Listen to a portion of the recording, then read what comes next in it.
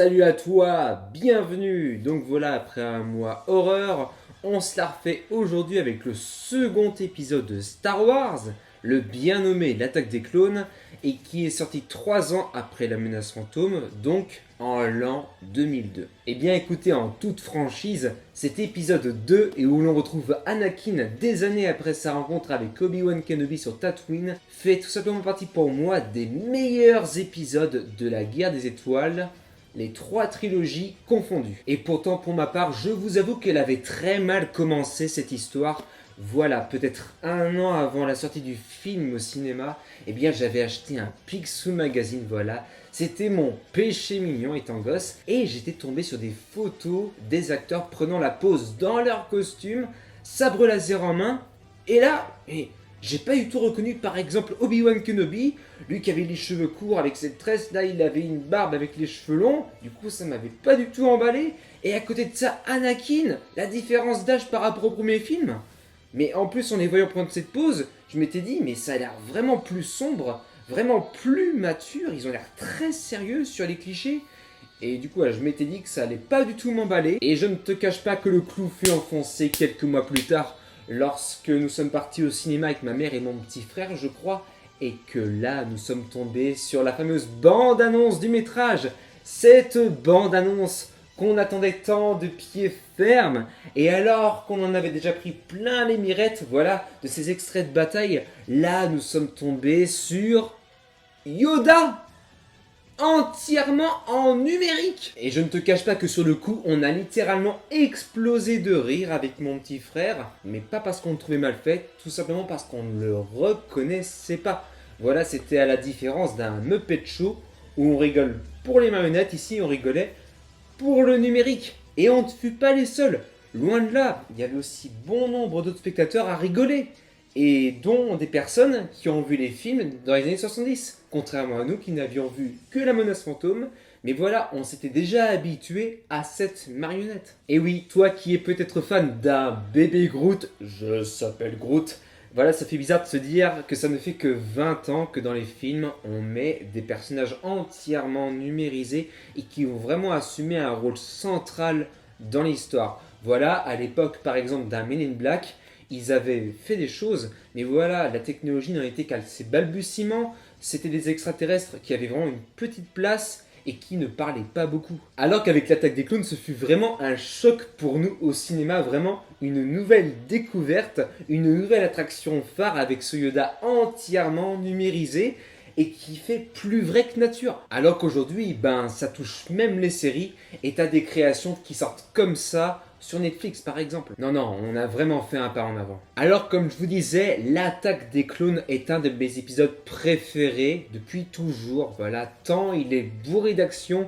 tant il est rempli de scènes ô combien cultes. Et à côté de ça, voilà, il est quand même extrêmement sombre. Et ce que j'adore également avec ce film, c'est qu'on retrouve Anakin des années après la menace fantôme, et pas aussitôt après. Voilà, du coup, ça peut vraiment mettre des choses très sérieuses en place, voilà, comme ses responsabilités vis-à-vis de l'amour avec Padmé, et autre chose très intéressante, également avec tout ce qui concerne la politique. Et à côté de ça, il s'éloigne de la jeunesse pour se rapprocher de l'âge de Dark Vador, quoi. Et ça déjà, écoutez, ça met le frisson. Mais ce que j'aime particulièrement dans cet épisode 2, c'est que George Lucas va apporter de nouvelles choses, voilà, de nouvelles planètes, de nouveaux personnages, de nouveaux enjeux politiques, mais qu'à côté de ça, il va faire revenir d'anciens symboles, des symboles qui vont faire deviner la tragédie en devenir. Et le symbole qui va être le plus facile à identifier, voilà pour celles et ceux qui s'intéressent un minimum à Star Wars, ça va être le casque du Mandalorian. Voilà ici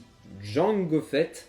Et voilà, du coup, ça fait vraiment écho, je trouve, à tout ce qui a été, voilà, Empire contre-attaque, où l'on voyait Boba Fett partir dans son vaisseau après la scène la plus culte de la saga avec cette phrase « Je suis ton père ». Et donc voilà, là on retrouve son père, et voilà, du coup ces histoires de père se font écho, comme pour dire voilà, écoute, ça y est, les temps obscurs arrivent, le père va mourir, tout comme Anakin finalement. Voilà, dans ce film, ce qui est intéressant, c'est que des micro-boucles se bouclent déjà, et qu'à côté de ça s'ouvrent des fenêtres. Voilà, je pense aux vaisseaux dans lesquels embarquent les clones, ces vaisseaux bien sûr qui font penser à ceux qui appartiendront à l'Empire.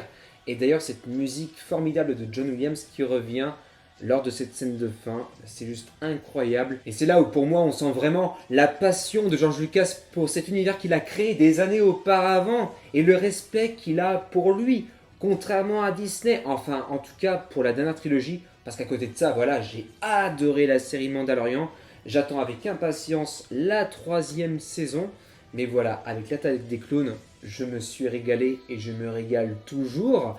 Et puis ce que j'adore surtout en fait dans ce métrage, c'est qu'en fait on sent vraiment une menace en sourdine derrière toutes les scènes, qu'elles soient calmes ou alors intenses, que ce soit des scènes de combat ou des scènes de dialogue, il y a vraiment quelque chose qui bourdonne.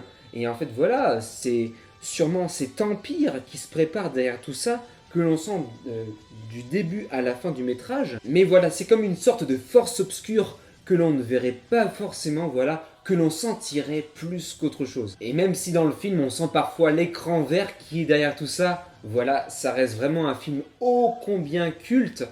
Et voilà, je pardonne à ces effets qui parfois sont ratés parce qu'ils sont là avant tout pour raconter une histoire. Et bon, Disney devrait en prendre de la graine quoi. Après voilà, c'est vrai, ils ont fait des efforts là avec la série Mandalorian, mais bon, j'attends de voir que le coup se confirme avec le livre de Boba Fett, parce qu'avec Disney, on n'est jamais à l'abri de rien, ça c'est clair. Merci à toutes et à tous d'avoir regardé cette vidéo, comme toujours, likez, mettez la cloche, partagez et surtout abonnez-vous pour ne rien louper des prochains épisodes. Sur ce, je vous dis bonne journée ou bonne soirée, Kenavo.